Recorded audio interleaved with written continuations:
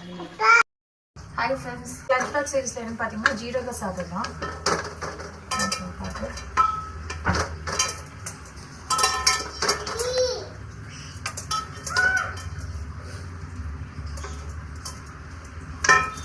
jeeraga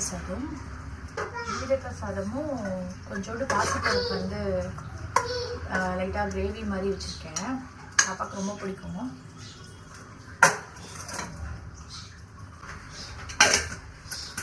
snacks வந்து இன்னைக்கு சக்கரவள்ளி கிழங்கு.